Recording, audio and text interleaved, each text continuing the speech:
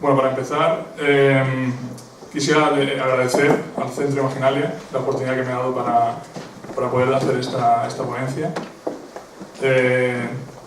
Decir que para mí es un honor que una persona como yo, que nunca ha hecho ninguna ponencia, se estrene, ¿no?, aquí, en este centro en el que ama tanto la filosofía como lo puedo amar yo.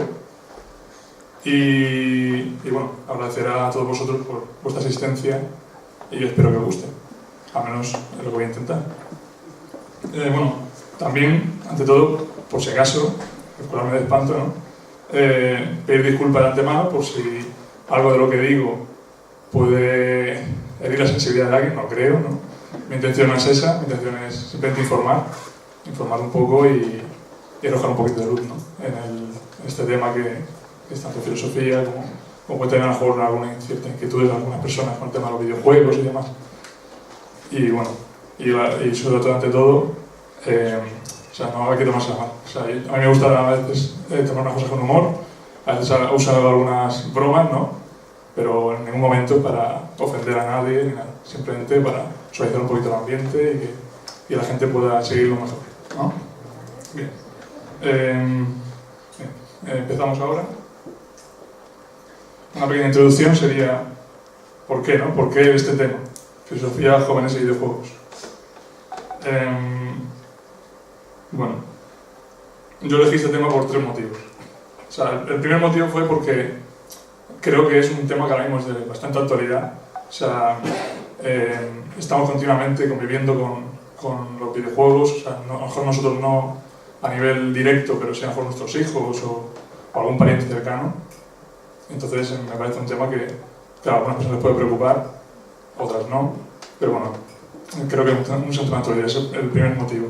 El segundo motivo es porque yo he sido un usuario, o sea, ya no tanto como cuando era adolescente, ¿no?, porque yo tampoco tengo mucho tiempo, pero de vez en cuando, pues alguna vez he utilizado, ¿no?, pero simplemente como algo muy básico, o sea, porque no me queda, o sea, tengo otras cosas mejores que hacer que detenerme, pero bueno.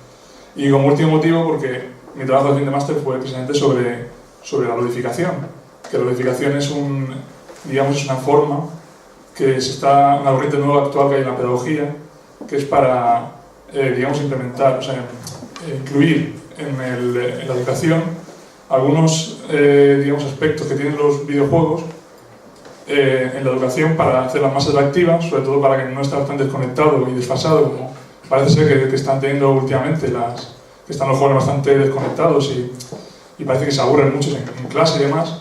Con este trabajo intenté juntar las dos cosas para que fuera atractivo y que los jóvenes, o sea, los niños, pues aprendieran jugando también. Que jugar es algo que no se debe perder, ¿no? O sea, siempre tenemos que estar jugando, o sea, en el buen sentido de la palabra. No, siempre también tenemos que hacer otras cosas, pero aprender jugando yo creo que es una de las mejores maneras que se puede aprender, con ilusión y con amor. Bien. Los objetivos que pretendo en esta ponencia, el primero ya lo he dicho, arrojar un poco de luz, porque por las ciertas inquietudes que pueden tener algunas personas sobre este aspecto, creo que cuando sale la gente de aquí, pues sale pensando que es un poco más sabia, ¿no?, entre comillas, que sabe un poco más sobre este tema y por si acaso, pues poder enseñarlo a otras personas, o por si alguno tiene alguna duda, pues salvar alguna duda de otras personas que puedan tener. Y siempre la filosofía, como siempre, el objetivo es arrojar luz sobre esta tiniebla de ignorancia, ¿no? Pues uno de los objetivos es ese. Y el otro sería también, como todo buen filósofo, es hacer reflexionar, porque es un tema que a pesar de que se estudie mucho y demás, siempre queda un resquicio de duda que pienso que nunca debe perder ningún filósofo. Alguna persona que se consigue como filósofo, que al fin y al cabo todos lo somos, unos en mayores, en más aspectos, otros en menores, pero al fin y al cabo todos tenemos ese filósofo nuestro, ¿no?, dentro de nosotros, que nos hace preguntarnos cosas, reflexionar e intentar salir de todas las dudas, ¿no? No quiero hacer con esto publicidad de los videojuegos, ni mucho menos, ¿eh? Bien, para empezar, quiero que leáis estas frases. Seguro que a muchos de vosotros os sonará, a algunos no. Pero bueno, yo por si acaso la leo. La primera dice: los jóvenes de hoy en día son unos tiranos, contradicen a sus padres y les faltan al respeto a sus maestros. La otra dice: los jóvenes de hoy no parecen tener respeto alguno por el pasado, ni esperanza alguna por el porvenir. Seguro que cuando veis esta frase pensaréis, bueno, parece que es en la actualidad, ¿no? Pero si pensáis quién les dijo estas palabras, uno fue Sócrates, del siglo V de Cristo, y el otro fue Hipócrates, también del siglo V. O sea, hace más, estamos hablando de unos 2400 años. O sea, hace 2400 años se decían exactamente las cosas que se dicen ahora. O sea, para que veáis que, a pesar de todos estos años, apenas se ha evolucionado. Al menos al aspecto humano. Bien, no hay que decir con esto que los videojuegos sean una forma que tienen los jóvenes para rebelarse contra sus padres por el juego, porque no quiero que jueguen, no va por ahí. Pero bueno, pasando ahora al tema de jóvenes y videojuegos, sería un poco la primera que quiero puntualizar es qué se entiende por juventud, ¿no? O sea, la juventud puede estar, digamos, según los estudios, los psicólogos y demás, dicen que sería como el estado vital en el que comprende antes de ser adulto y después de la niñez, que sería algo así un poco como la adolescencia. Pero claro, también es cierto que hay muchas contradicciones, porque hay ciertos ámbitos que se pueden, digamos, no contradecir, sino que se puede ver de varios aspectos. O sea, por ejemplo, se dice que hay varios tipos de inteligencia. Al menos las corrientes psicológicas actuales dicen eso. Inteligencia espacial, inteligencia emocional, inteligencia racional. Hay muchas inteligencias. Entonces, ¿cuál sería, digamos, el momento en el que se pasa de la juventud al ser adulto? En el momento en que todas esas inteligencias se han desarrollado. Entonces, si eso fuera así, a lo mejor nunca llegaríamos a ser adultos. O sea, porque hay gente que a lo mejor con 40 años sigue teniendo una inteligencia espacial mucho menor, o inteligencia emocional mucho menor que la que tiene a lo mejor otra persona. Entonces, es bastante controvertido este aspecto del tema de la juventud. Pero bueno, sobre todo, yo creo que va más enfocado en lo que es la adolescencia. La adolescencia como esa época en la que un joven busca su personalidad, adolece, ¿no? Como dice la propia palabra adolescencia.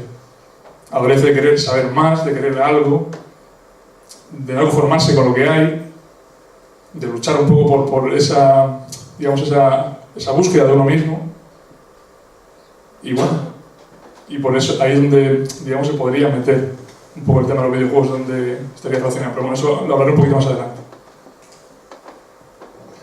Bueno, ahora hablamos un poco sobre cómo están los videojuegos en la actualidad. O sea, ya seáis conscientes de que a día de hoy nos invaden todos lados. O sea, tenemos móviles que tienen videojuegos, tenemos consolas, tenemos ordenadores portátiles con videojuegos. O sea, están en todas partes. O sea, es algo con lo que ya prácticamente convivimos ya. Es una realidad que está ahí y no podemos cambiar. Bueno, haciendo una breve historia, bueno, tampoco es el tema de realmente importante sobre la historia del videojuego, pero bueno, simplemente para informar sobre el tema, a modo así muy a grosso modo, ¿no? Sería algo así como, bueno, su historia se remonta ya a sus orígenes, a los años 40, justo a poco tiempo después de la Segunda Guerra Mundial, en el momento que ya se empiezan a hacer los superordenadores, y ya se empieza digamos, a querer utilizar esos superordenadores para un objetivo lúdico, que sería el de, pues, inventarse jueguecitos. Ya empezaron con los jueguecitos de ajedrez. Pero bueno, lo que se puede considerar hoy en día como digamos, un auténtico videojuego ya se plasma a partir de los años 60 hasta ahora. O sea, estamos hablando de más de 50 años. Desde entonces no han dejado de ir evolucionando conforme a la sociedad, conforme a los presupuestos que tenían para poder realizarse, investigaciones y demás. Y bueno, sí es cierto que creo que el principal objetivo que tiene un videojuego no tiene que ser el de divertir, aunque parece ser que hoy en día se está un poco desvirtuando ese objetivo de querer divertir, y parece que buscan más por el tema de las nuevas tecnologías y más. parece que buscan más el querer asemejarse más a la realidad que digamos, la esencia de que es la de divertir. Pero bueno, eso ya son controversias. Y bueno, hay de géneros hay una barbaridad. O sea, desde simulaciones, estrategia, arcades, una barbaridad. O sea, para cada ámbito puede haber un tipo de videojuego. Y bueno, no hay que olvidar, como también hay que decir que en todos estos años, al ver ese impacto que ha tenido en nuestra sociedad,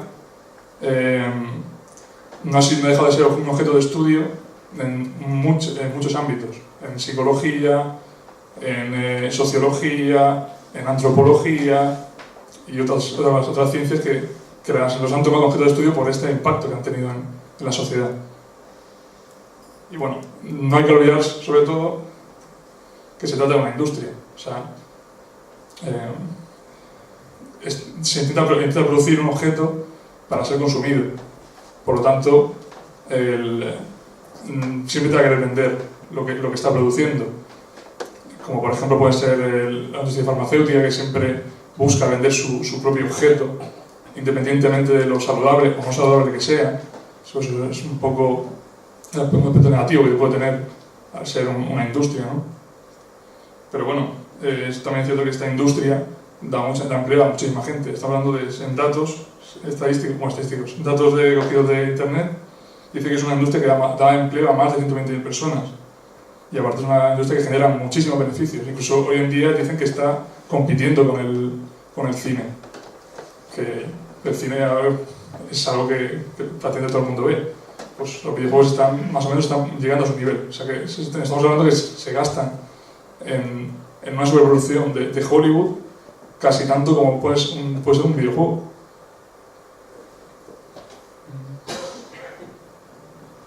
Y bueno, y desde el punto de vista, haciendo un punto de vista un poco psicosociológico de los videojuegos, decir que bueno, yo en el máster, en el trabajo de fin de máster que hice, pude comprender que se utilizan ciertos, digamos, aspectos en los que están dentro del propio ser humano, como por ejemplo el hecho de querer tener un reconocimiento social o evolucionar o tener más poder adquisitivo o más objetos. O sea, todo ese entramado psicológico que hay detrás del propio ser humano se está intentando sobre todo poner en los videojuegos para que sea más atractivo. Incluso se tiene lo malo de que puede ser adictivo también. Pero bueno, como aspecto positivo es decir que bueno, es una fuente de experiencia. O sea, te genera una experiencia que bueno, que al fin y al cabo esa experiencia te puede desarrollar tu inteligencia. Entonces, es un aspecto positivo que puede tener. También se puede dar como un uso educativo, como el que estoy hablando yo del trabajo que hice yo sobre el fin de máster. Que se puede usar en la educación para ayudar a aprender ciertas cosas, ya sea en geografía, en historia, en cualquiera. Pero se puede usar y se está utilizando. Son productos pioneros que ahora mismo algunos están en fase de experimentación, pero se está empezando a utilizar.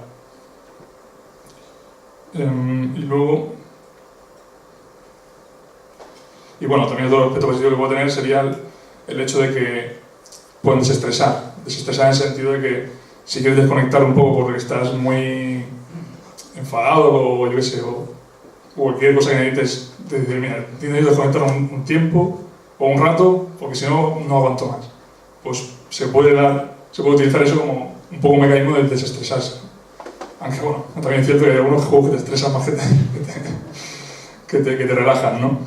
Pero bueno, también puede ser su lado negativo. Y bueno, como aspectos negativos tenemos el tema de la adicción, que puede crear adicción.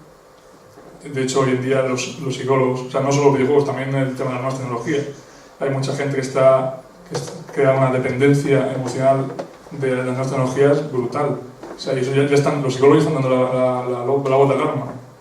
Los videojuegos también. O sea, los videojuegos también pueden crear adicción y por eso hay que tener cuidado. Otro aspecto negativo que tiene es que puede tener una mala percepción de la realidad. O sea, a lo mejor un niño que vea un videojuego se piensa que eso que está viviendo no tiene mucha diferencia con la realidad. Entonces, imaginaos ya, no quiero ni contar, si se ponen a jugar videojuegos muy violentos y demás.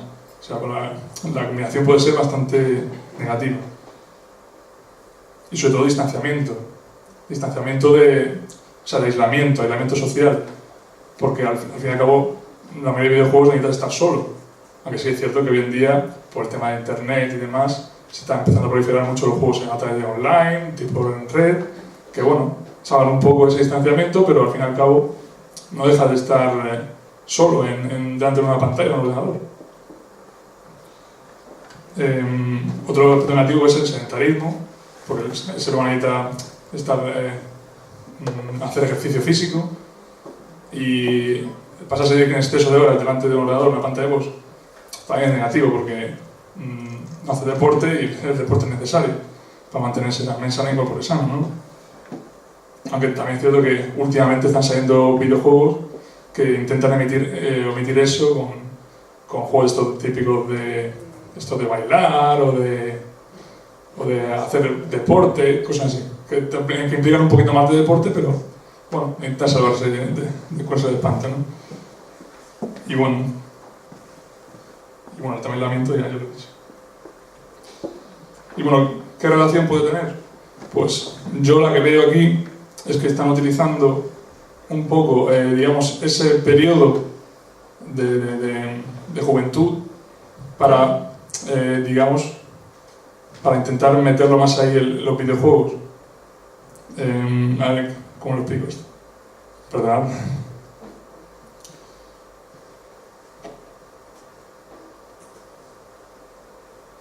Vale. Sería un poco como he explicado antes, esa época de la juventud y de la adolescencia en la que necesitamos tener más energía, necesitamos experimentar más, necesitamos tener más experiencias y demás, pues a lo mejor ahí encajarían bien los videojuegos porque pues los videojuegos gustan tanto, porque proporcionan mucha experiencia, o sea, muchas experiencias más o menos reales, ¿no? Pero al fin y al cabo son experiencias. Pero bueno. Y bueno, y otra cosa que se me ha olvidado antes, perdón, es que por ejemplo, un libro, o sea, por eso no hay que diferenciar tanto con el tema de aislamiento y quedarse parado, o sea, sedentarismo, porque por ejemplo un libro también puede producir lo mismo, porque necesitas estar solo, necesitas reflexionar y necesitas estar sentado y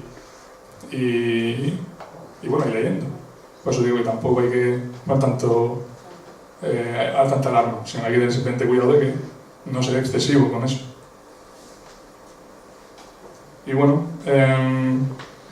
ahora tengo que relacionar cómo relaciono filosofía y videojuegos, ¿no? Bueno, la finalidad de la filosofía, ¿cuál es? O sea, para mí, en todos mis años de experiencia que llevo como estudiando y como a nivel académico y a nivel vital, o sea, yo creo que la finalidad de la filosofía es hacernos crecer en el sentido de hacernos más críticos, hacernos personas que sepamos pensar más por nuestra cuenta, que no dependamos tanto de pensamientos de otros, sino que seamos nosotros mismos los que nos demos nuestras respuestas. Y eso se genera siempre con una actitud crítica y sobre todo no dar, o sea, digamos que ese germen, ese siempre resquicio para la duda, que nunca, para mí, nunca debemos de dejarla. Nunca debemos de dejar de sentado nada. O sea, siempre con un espíritu de querer mejorar y siempre pensar que no tenemos todas las respuestas, que la realidad es muy, muy compleja y que las respuestas que nos podemos dar pueden ser mejores o peores, pero cualquiera puede valer. Algunas valen más, otras valen menos, pero cualquiera puede valer y no hay que despreciar ninguno. Y creo que la filosofía intenta abarcar todos esos saberes.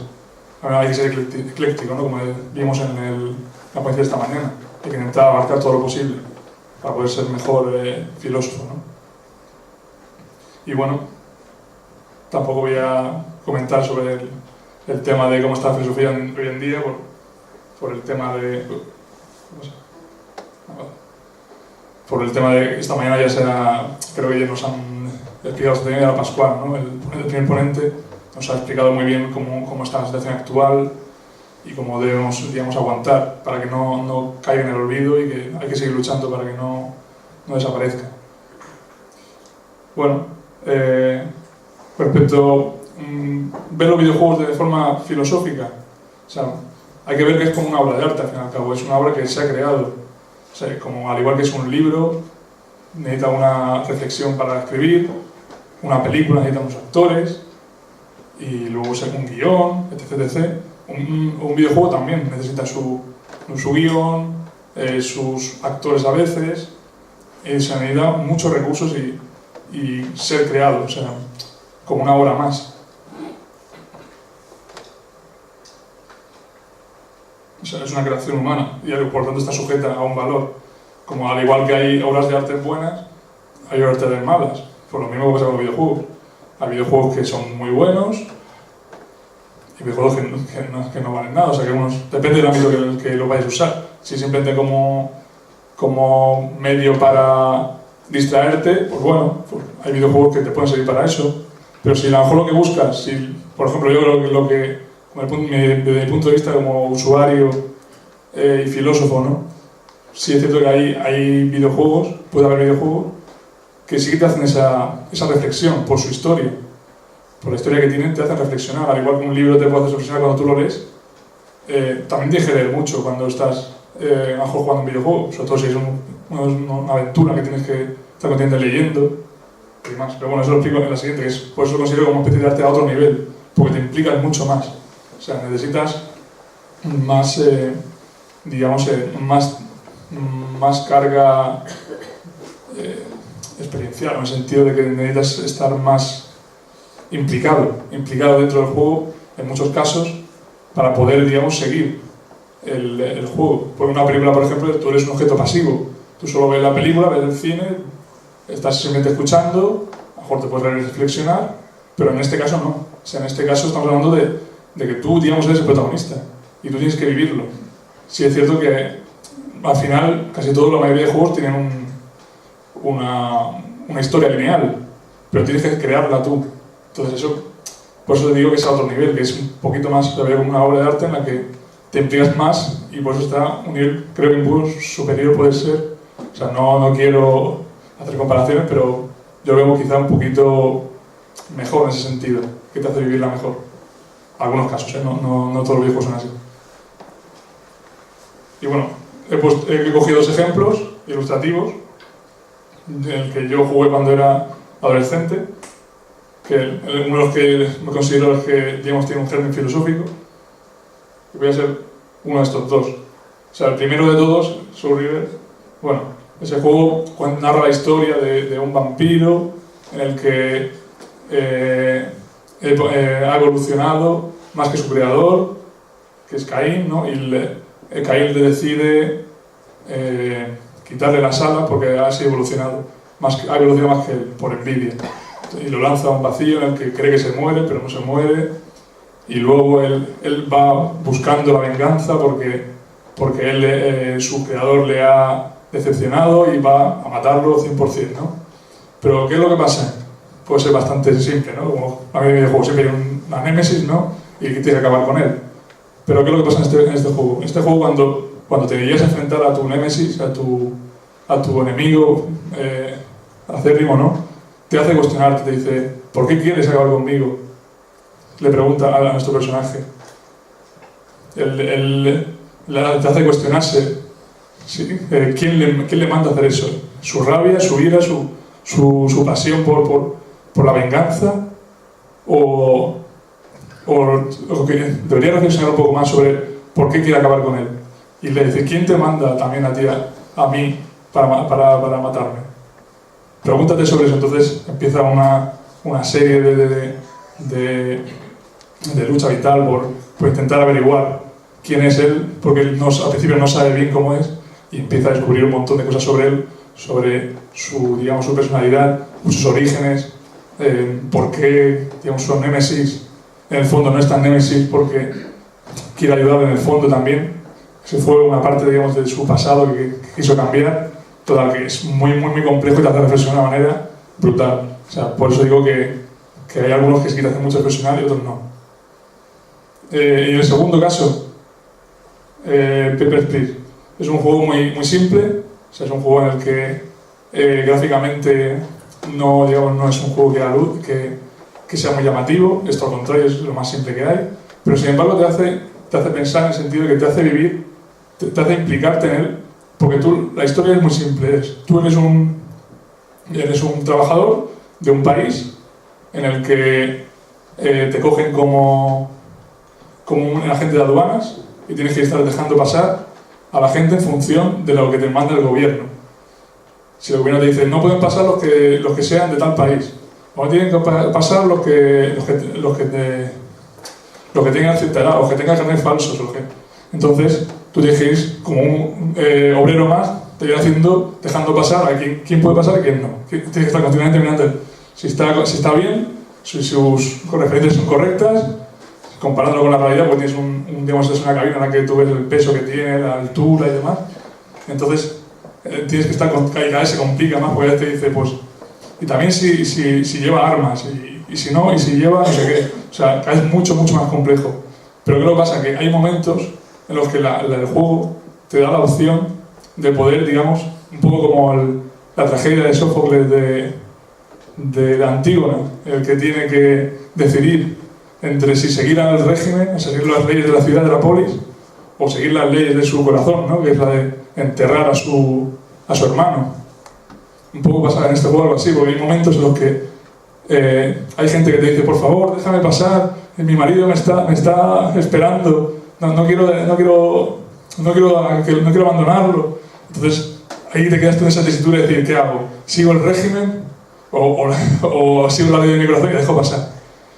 Entonces, según van evolucionando la historia, según tus acciones que hagas a lo largo del juego, tiene un final o tiene otro. También tienes una familia a la que tienes que alimentarla, entonces tienes que intentar dejar pasar lo máximo gente posible, porque cuanto más gente deja pasar, pues más dinero te llevas. Y si no ya la tienes suficiente, pues tu familia se va muriendo y tienes que cuidar de que no se muera. O sea, es bastante complejo, pero a nivel psicológico. Pues digo, es un ejemplo que bastante da que pensar, ¿no? Y bueno, con estos dos ejemplos creo que es bastante ilustrativo para ver un poco ese germen filosófico que puede haber en algún videojuego. Y bueno, la relación que hay, bueno, creo que ya ha quedado clara, ¿no?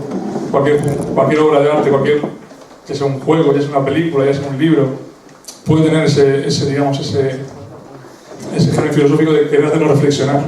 Porque la filosofía al final como está en todo. O sea, es una actitud más que nada, una actitud que nosotros tenemos ante lo que vemos.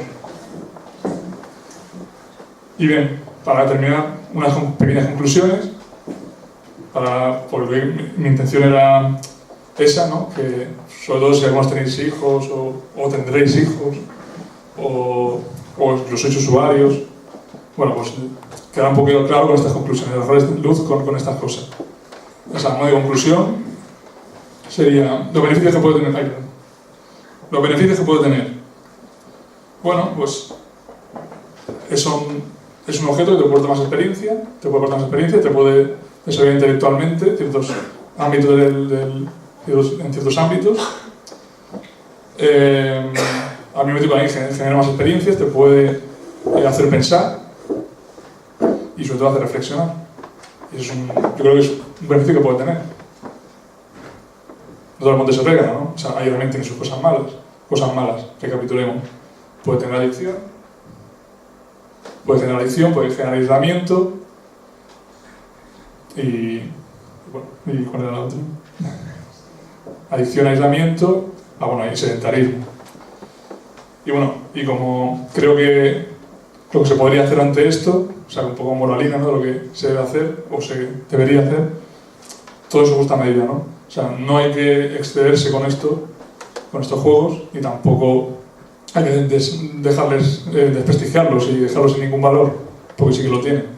Pero claro, hay que ver en qué momentos se puede jugar, en qué momentos no, cuáles son nuestras obligaciones y cuándo no. Y bueno, y por último, pues agradecer vuestra atención, espero que os haya gustado y hasta aquí mi ponencia.